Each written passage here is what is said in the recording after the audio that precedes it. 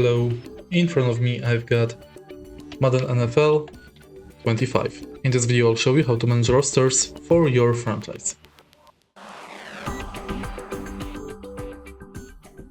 In the beginning, let's go to your franchise and again go to Manage Rosters.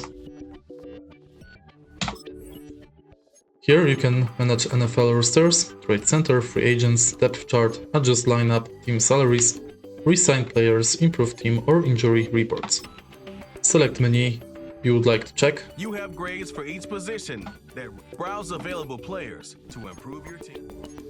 And here are, for example, cards of players. You can trade for player, not interested, or check player card.